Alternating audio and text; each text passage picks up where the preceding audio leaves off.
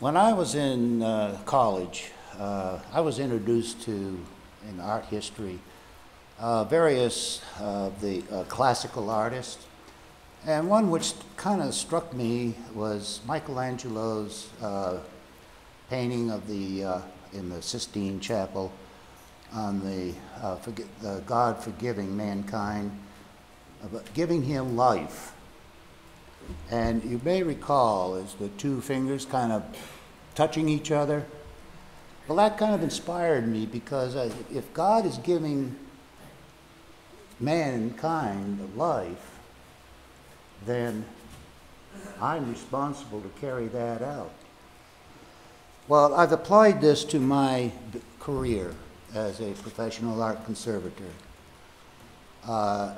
And it was that strength which gave me the many opportunities, the doors opened for me. And namely, the Academy of Art Conservation in California. And it was very difficult getting in there, but the Lord opened the door for me, and I was able to get the training needed to carry out my life's work. The Academy only gave me the basic steps. It didn't go through every case or every situation because it would be impossible. If you think about it, there are literally how many thousands, millions of paintings out there? And every single painting has its own history, its own life, its own set of problems. And everything is specifically treated to that. So, it was only a 2-week course. I felt kind of shortchanged. I said, gee, I paid airfare to get out there from New York and upstate New York, and a very costly tuition, and I was only there for 2 weeks. But the point is that I missed at the time. Mr. Haney did not emphasize that everything is different. Life is different.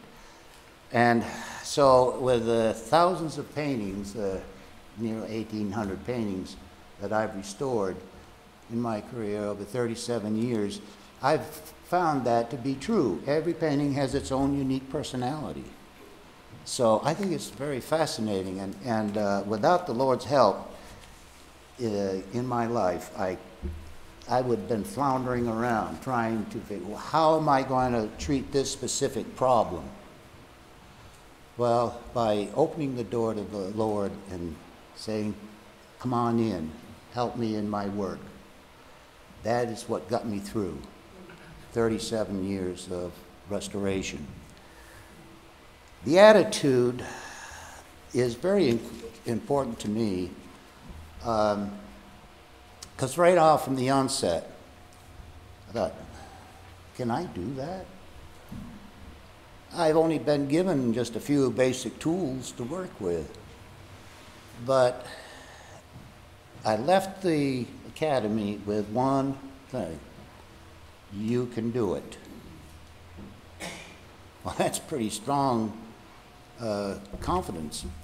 So anyway, it's nothing impossible if you take that attitude, but with the Lord by your hand.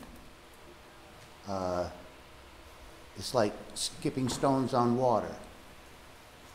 It would seemingly be impossible until you know how. So, all right. Throughout my career, I have been confronted with torn canvas, rips, slashes, bullet holes in the South, and burned. I mean, just every conceivable thing you can imagine to destroy a painting. And each one presented its own set of problems. That's where the Lord steps in. That, Lord, see me through this. Help me see what I need to do. And thank goodness he was always there for me. Now I want to share one particular situation. This is a woman. It was early on in my career in 1978. And I received this phone call from a very distraught lady in Kingsport, Tennessee. I get confused with Kennebunk and Kingsport. This is in Tennessee. Well, I asked the lady, I said, what's the problem? She said, the movers tore my only painting that I have of my ancestor, grandmother. And it's ruined. And so is there anything you can do? She had some doubt in her voice. Well, I said, yes, let's get together, which we did. The long and short of the story is that I restored the painting, brought it back to her, and when she saw this, the joy in her face, the tears streaming down her face, I can see this now. It's just a feeling that you can't imagine, that she thought it was total, it's gone. Excuse me. I'll be gone before I know it. So I feel that that experience taught me a very, very valuable lesson, that though your job may have monetary rewards, the biggest reward is how God has worked in my life. And you know, it's just that moment with that woman meant more to me than whatever little money I charged her, because she was a senior lady living in a high-rise and probably didn't have much money. So it was basically a gift. But anyway, the Lord has worked in all different kinds of ways, and I just am grateful that I have that privilege in life to do so. Thank you. Good morning. I'm Nancy Viehmann, and I work at the Wells Reserve at Laudholm. And the Wells Reserve is one of 28 National Estuarine Research Reserves. Estuaries are where rivers meet the sea, for those of you who may not know. I never learned that term as a child, so adults often don't know of it, but more and more do. So this morning, I'm going to talk about two aspects of my work. The first is how my work really nurtures me and my spiritual self. And the second is how I extend that out to the people I work with. As I was thinking about what I was going to speak about today, I went out on the porch at the reserve. It's a wonderful old farmhouse that's been restored as a visitor center. And, you know, I look out and I see small area of mowed lawns and wild grasses and wildflowers and woodlands beyond, Mount Agamenicus to my right, the ocean off in the distance. And it's just a spectacular setting. And I feel every morning when I drive to work, I just feel so privileged that I'm just arriving at such a beautiful, beautiful place. And then, you know, to top it all off, at lunchtime, if I'm in the spirit of it, I will often, this time of year, jog down to the beach, maybe even take a swim, which always amuses my volunteers. And in the wintertime, I'll grab my skis, which might be near my desk, and go out and hit the trails. There's always a purpose to it, because I can then report back about fallen trees or, you know, things that need attention. So that's the natural setting of my work. And every day, every season, I get to really witness the miracle of nature. And I mean, if that isn't spiritual, I don't know what else is. You know, every season, something different is happening every day. It's just been, you know, an amazing, nurturing place for me. Me and nature. I mean, it's really combines, and I think helps make me a better spiritual being. So the second part of it is how I can extend that to the people I work with. And the people part of my work, that's really the best part of my work. I work with volunteers and I work with visitors. Many of you have volunteered at the Reserve. Bill Lord and Rob Olson have been board members. Dan and Cynthia Doolittle are active. Jan and George Acker. Bill Dugan, Debbie Lord, David Smith over there, and Martin Mead has volunteered. And of course, my husband, Tony, Dick and Diane DeSantis. So, you know, we've got a wonderful community here who spend time there also. But what could be more rewarding than going to work and being with people who are so wonderful?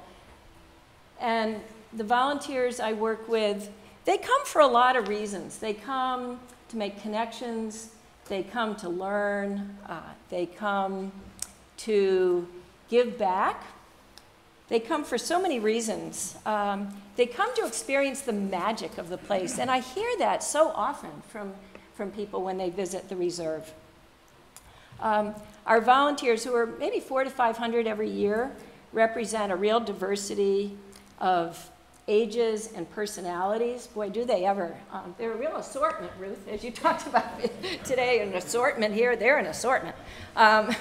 We have young teens, we have students who come for community service, we have groups who come for a day of service, we have young people who have made their first kind of legal mistake, so to speak, and I'll get a phone call saying, I need 20 hours of community service by next Friday. And I know it's been court ordered, but they're usually great kids, and you know, they come and they do their work, and I write them a letter, and off they go, and then they don't have a record. But the majority of our volunteers are people who are newly retired or new to town. I was reading a newsletter that we get in the mail from Amimi Ganeri. She's an MD cardiologist who founded the Scripps Center for Integrative Medicine in California. And she wrote an article about the helper's high. And she quotes, older adults who volunteer live longer, have higher function, experience fewer aches and pains, and have a lower risk of depression and heart disease. So as I see it, my work is really to help each volunteer experience the benefits of volunteering. You know, they're giving back to us, and it's important that we give back to them.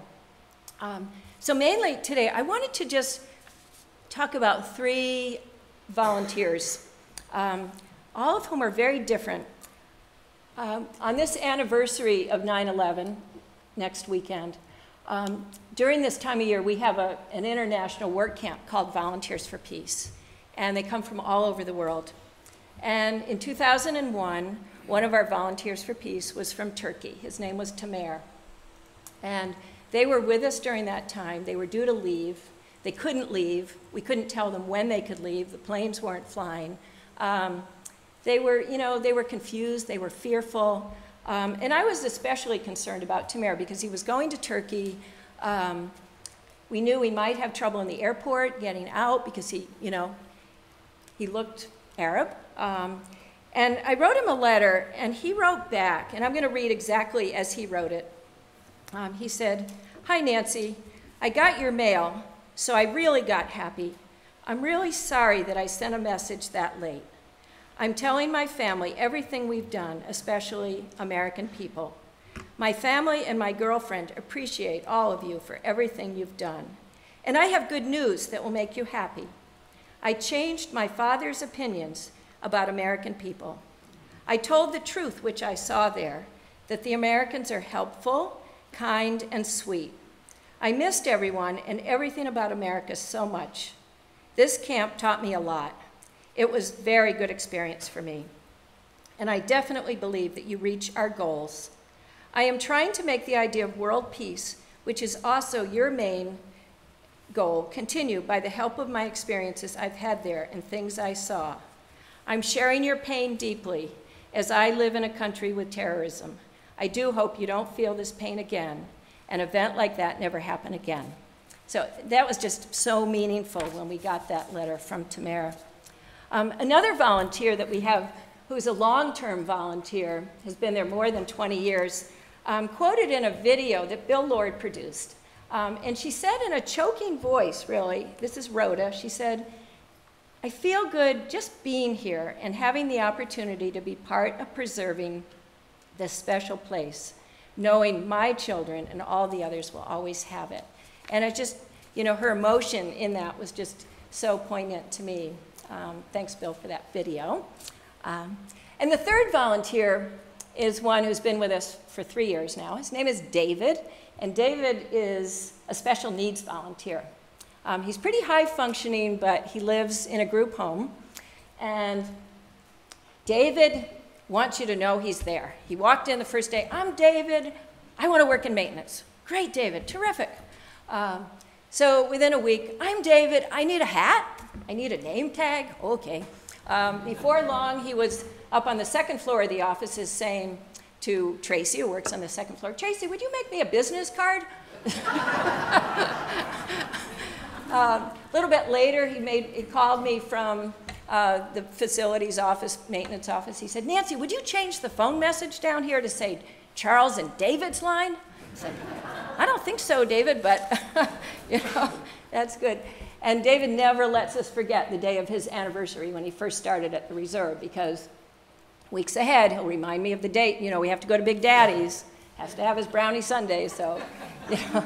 But, you know, it's all about feeling included. And I feel so privileged to have this assortment of people that, that we can serve. And to me, you know, the best part of my job is that it's really serving people. A lot of people call my field of work volunteer management, and I don't manage people. You know, volunteers are giving their time and their talents, and we need to give back to them. We all share this commitment to the environment, this commitment to the love of nature and people and learning. And I think, you know, to me, that's the ministry of my workplace, is serving them and having them feel appreciated. And Helen, you've also been a volunteer, Helen Sargent. Maybe we'll have you back. Thank you. That's me.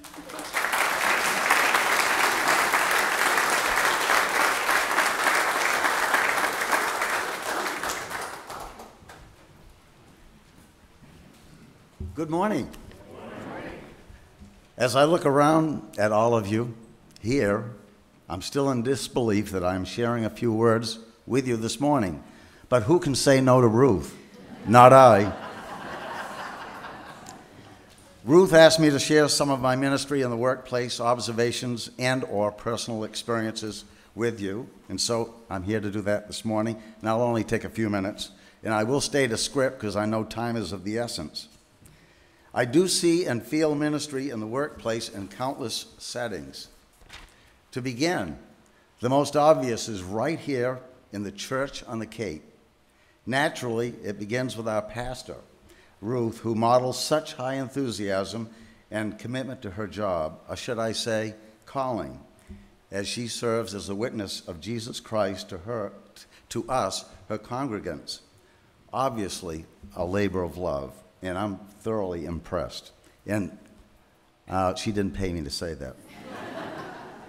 And how about the ministry of music, this wonderful choir? The church on the Cape is consistently lifted by artistry and music led by Burl. Just last week, during the infamous and notorious Hurricane Irene, we were inspired by the amazing postlude, The Lord of the Dance, performed so beautifully by Burl and Nancy. How about the monologue, Esther, performed so capably by Noreen? And the emotion that poured forth as Rebecca sang during her nephew's baptism. Yes, we appreciate the gifts, talents, but how about the work, or the preparation that happens behind the scenes that goes into all of these inspiring pieces? That's work. That's ministry in the workplace. Speaking of music, I'll get a little bit personal here. I'm happy to share with you some of my own ministry in the workplace. Some call it an avocation.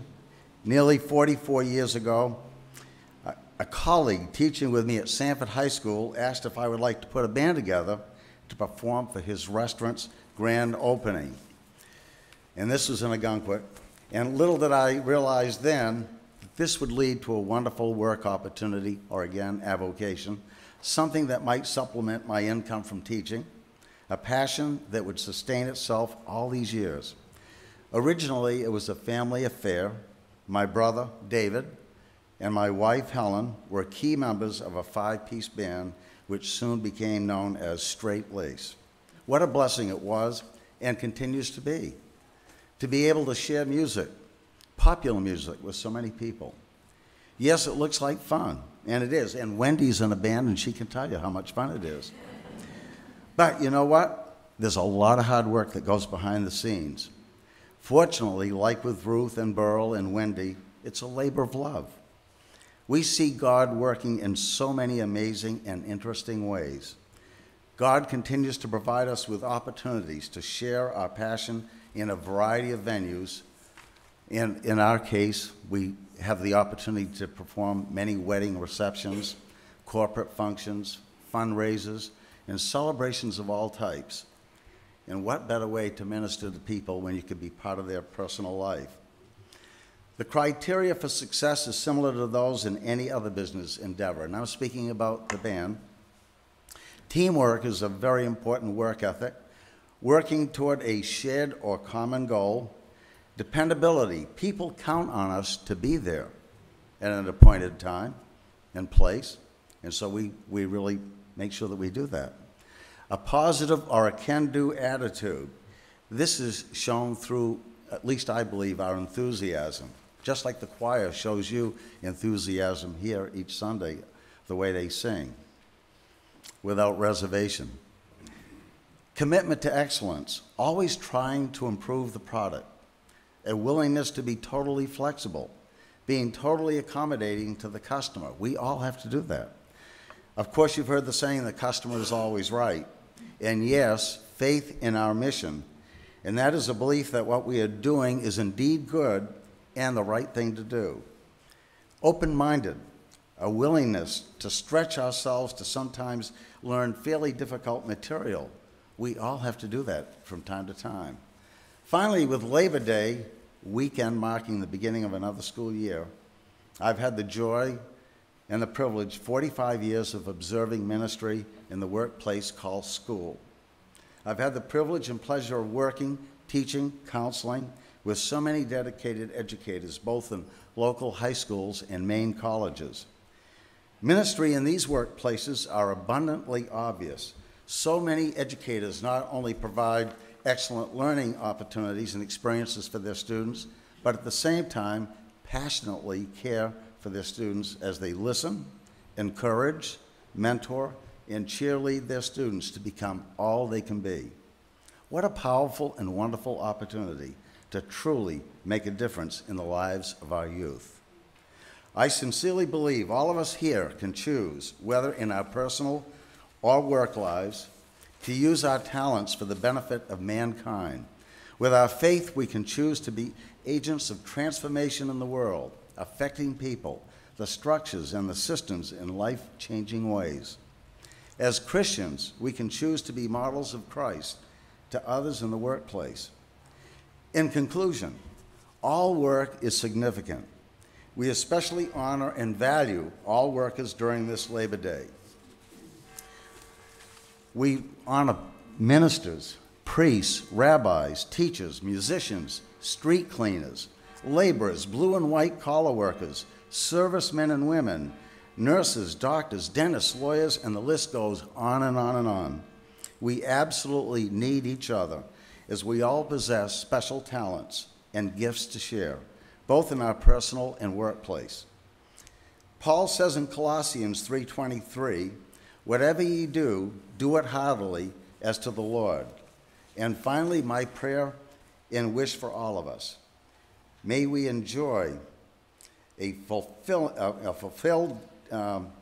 life that's fulfilled, as our journey of life, rather, with faith and passion in both our personal and vocational lives. Thank you.